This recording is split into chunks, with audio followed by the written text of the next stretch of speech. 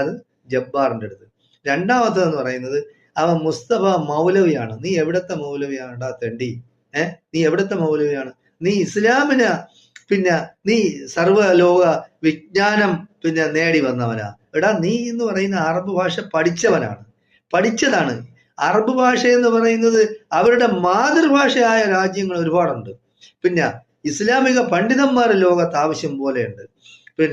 ഈ അറബ് രാജ്യത്ത് തന്നെയാണ് മുഹമ്മദ് നബി സല്ലല്ലാഹു അലൈഹി വസല്ലം തങ്ങൾ ജനിക്കുന്നത്. അതായത് ഞങ്ങളുടെ നബി ജനിക്കുന്നത്. ഞങ്ങളുടെ എന്ന് പറഞ്ഞാൽ ഈ ലോകത്തിലുള്ള മാനവരാശിക്ക് മൊത്തം പ്രതിനിധിയായിട്ടാണ് മുഹമ്മദ് നബി ഉള്ളത്. ബാക്കിയുള്ള നബിമാരെല്ലാം പ്രവാചകന്മാരെല്ലാം വന്നെന്ന് പറഞ്ഞ ഓരോരോ സമുദായങ്ങൾ, ഓരോരോ വിഭാഗങ്ങളുടെ ഇടയിലാണ്. മുഹമ്മദ് നബി സല്ലല്ലാഹു അലൈഹി വസല്ലം തങ്ങൾ വന്നിരിക്കുന്നത് എന്ന് പറഞ്ഞാൽ മാനവരാശിക്ക് മൊത്തത്തിലാണ്. ഈ ഖുർആൻ എന്ന് പറയുന്ന ഗ്രന്ഥവും മാനവരാശിക്കാണ്. ഖുർആനെ പറ്റി നമ്മൾ പറയുമ്പോൾ ആ ഖുർആൻ എന്താണ്? അതൊരു ശാസ്ത്ര ഗ്രന്ഥമാണ്. അത് മാനവരാശിക്കുള്ളതാണ്. ഇവിടെയുള്ള അതായത് ഭൂമിയും ആകാശവും അതിനിടയിലുള്ള ജീവജാലങ്ങളും മനുഷ്യരും ജിന്നുകളും എല്ലാം എങ്ങനെ ഉണ്ടായി എന്ന് ഏതെങ്കിലും ഒരു വേദഗ്രന്ഥം എടുത്തു കൊണ്ടുവന്ന് സമർത്ഥിക്കാനൊക്കെ? നിങ്ങൾ ഖുർആൻ എടുത്തോണ്ട് വരെ, അതിലെല്ലാം ഉണ്ട്.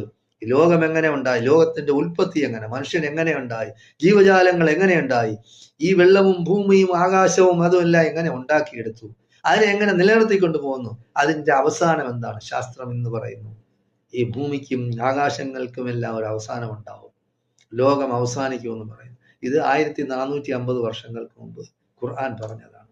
അത് ഇപ്പോ 1450 വർഷം, അതായത് ഒരു 5-10 വർഷമേ ആവുന്നുള്ളൂ. ലോകം അവസാനിക്കും എന്ന് പറഞ്ഞ ഓരോരുത്തന്മാര് പടച്ചു വിടുന്നുണ്ട് ഓരോരോ കാര്യങ്ങൾ. ഉടനെ ഒന്നും അവസാനിക്കില്ല. ഇമാം മഹദി വരും. ഇമാം മഹദിക്ക് ശേഷം ഈസാ അലൈഹി സ്വലാം വരും. അതായത് യേശു ക്രിസ്തു വരും ഈ ഭൂമിയിൽ. അതിനുശേഷമൊക്കെ ഈ ലോകം അവസാനിക്കുള്ളൂ. അതിനൊക്കെ അടയാളങ്ങളും അതെന്തൊക്കെയാണെന്നും നമ്മുടെ പ്രവാചകൻ പറഞ്ഞു വെച്ചിട്ടുണ്ട്. ചുമ്മാ ആരെങ്കിലും, അതായത് നിരക്ഷര കുക്ഷിയായ ഒരു വ്യക്തിയായിരുന്നു മുഹമ്മദ് നബി. ഒന്നും അറിഞ്ഞുകൂടാത്ത, ഒരു ഭാഷയും അറിഞ്ഞുകൂടാത്ത വ്യക്തിയായിരുന്നു.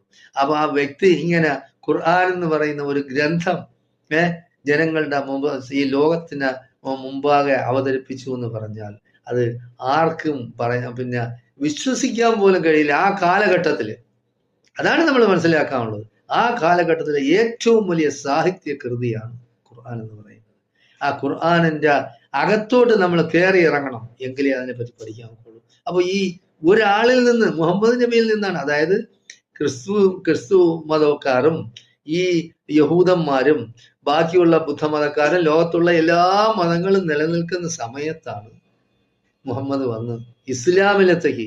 അതായത് നബിമാര് വന്നപ്പോഴെല്ലാം